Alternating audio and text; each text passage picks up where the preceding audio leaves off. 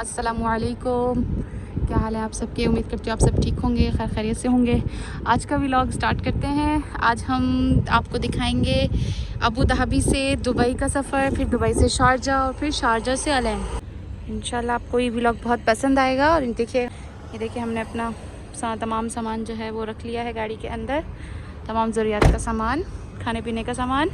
और इंशाल्लाह हम वहीं पे रेस्टोरेंट से खाना वाना खाएंगे बाहर ही। इंशाल्लाह आपको दिखाएंगे, आपको हर चीज़ दिखाएंगे कि सफ़र कैसा है। और ये है शाबिया मुस्तफ़ा का एरिया है, शाबिया 10।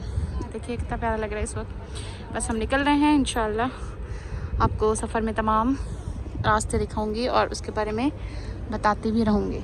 Thank you.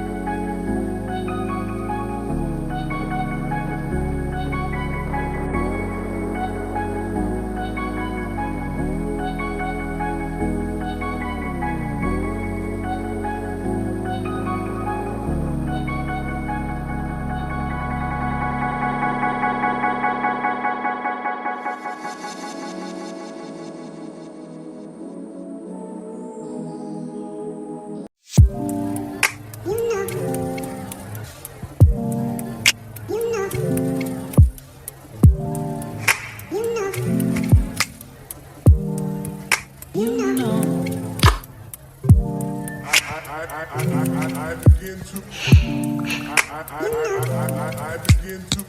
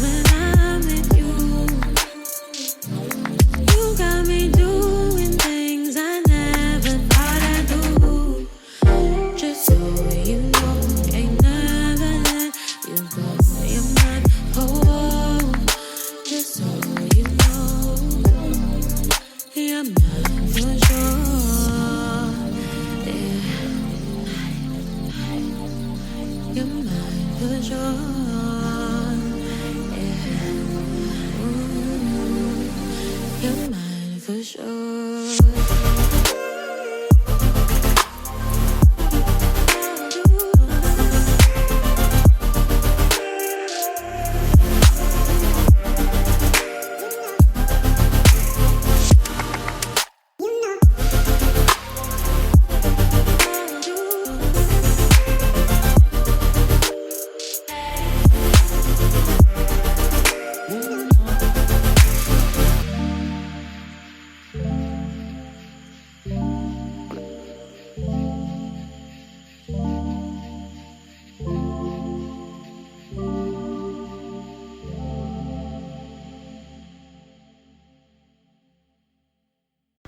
हाँ जी जनाब, तो हम आ चुके हैं शारजा रोड्स की तरफ। दुबई रोड्स और अबू धाबी सिटी के रोड्स को कई दफ़ा मैंने कवर किया है और मैंने कई दफ़ा उसकी वीडियो अपलोड की है, इसलिए मैंने सोचा कि आप उसको आराम से देख लें म्यूज़िक के साथ।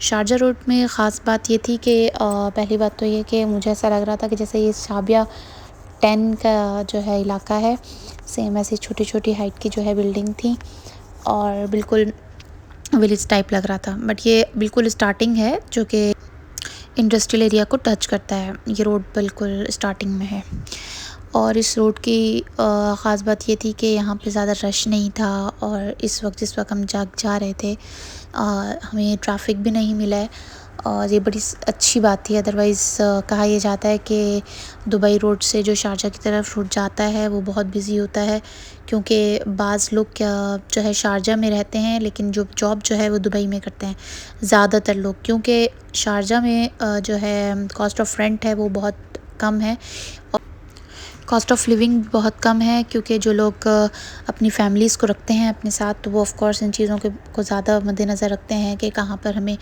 थोड़ा कम पड़ेगा और कहाँ पर जो है हम अफोर्ड नहीं कर सकते।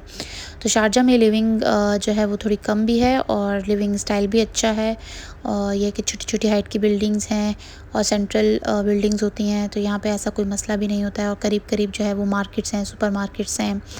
तो यह है कि उस हिसाब से उस मुनासबत से बहुत सस्ता पड़ता है आपको शारजा जो है दुबई के मुनासबत से, दुबई और अबू धाबी की मुनासबत से।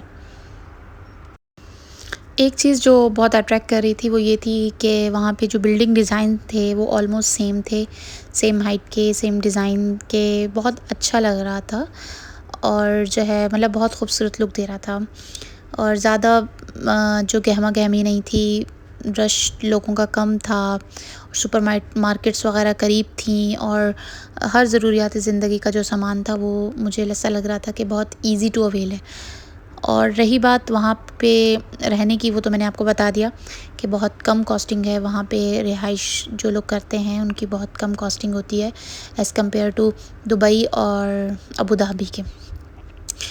अच्छा, उसके बाद हम जा रहे थे मुसफ़ा, जैसे यहाँ पर मुसफ़ा है इंडस्ट्रियल एरिया, शारजा का भी एक इंडस्ट्रियल एरिया है, हम वहाँ हमने जाना था। बेसिकली हमने अपनी गाड़ी का फ्रंट एंड बैक कैमरा का काम करवाना था, उसके लिए हमें जाना पड़ा शारजा इंडस्ट्रियल एरिया। और जब हम वहाँ गए तो मैं बहुत सरप्राइज्ड हुई, क्योंकि वहाँ पर जो कॉस्ट ऑफ कार्स थी बहुत ही चीप थी और अगर आपको भी गाड़ी लेनी है तो आप बजाय इसके कि दुबई से या अबू धाबी से या ऑनलाइन यहाँ से परचेज़ करने से बेहतर है कि आप शारजा के इंडस्ट्रियल एरिया जाएं और वहाँ पर हर तरह की आपको कार मटेरियल भी मिल जाएगा। अगर आपको कार का कोई काम करवाना है तो आप वहाँ से करवा सकते हैं और अगर आपको यूज़्ड कार लेनी है तो आप वहाँ से ले सकते हैं। कार का कोई भी छोटे से लेकर बड़ा जो भी काम होगा बहुत आसानी से हो भी जाएगा और बहुत कम प्राइस में। मतलब इतना डिफरेंस प्राइस था कि हमने अबू धाबी में अगर हम बैक एंड फ्रंट कैमरा का करवाते अच्छी इंस्टॉलेशन तो हमें तकरीबन 1000 से 1200 दरहम तक की पड़ती और वहाँ पर हमें तकरीबन 450 दरहम्स की हमें आराम से जो है वो कैमरा भी इंस्टॉल भी हो गया विद सर्विस चार्जेस। इसीलिए मैंने यहाँ की वीडियो ख़ुसूसी बनवाई थी कि आप यहाँ पे देख सकें कि हर तरह की कार डिज़ाइन जो भी लेटेस्ट मॉडल हो या पुराना मॉडल हो या जो आप अफोर्ड कर सकते हैं आपको यहाँ से मिल जाएगा इजीली। तो आप ज़रूर विज़िट करें शारजा इंडस्ट्रियल एरिया में और ज़रूर आपको बहुत डिफरेंस आपको मिलेगा। ये एक तो इतना दूर भी नहीं पड़ेगा आपको, अगर आप दुबई से भी आते हैं तो भी आपको करीब पड़ेगा। हाँ, अलबत्ता अबू धाबी से थोड़ा दूर पड़ेगा, लेकिन यह है कि वो आपका ट्रैवल इतना एक्सपेंस नहीं पड़ेगा जितना कि आपको वहाँ पर जाके आपको बचत पड़ेगी। तो बेहतर यह है कि हम जो है वहाँ पर जाकर अपने हिसाब से अपनी गाड़ी के अंदर चीज़ें इंस्टॉल भी करवा सकते हैं और अगर हमें गाड़ी परचेज़ करनी है तो हम अपने हिसाब से वहाँ पे परचेज़ कर सकते हैं।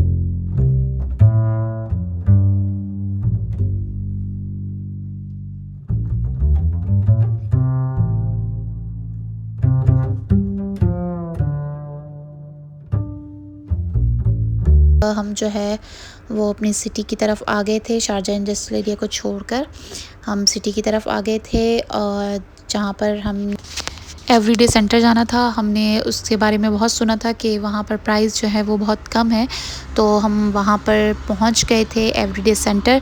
और मेरे नेक्स्ट व्लॉग में आप ज़रूर देखिएगा कि उसमें कितनी प्राइस जो है वो रिजनेबल है। उम्मीद करती हूँ आपको मेरा व्लॉग पसंद आया होगा।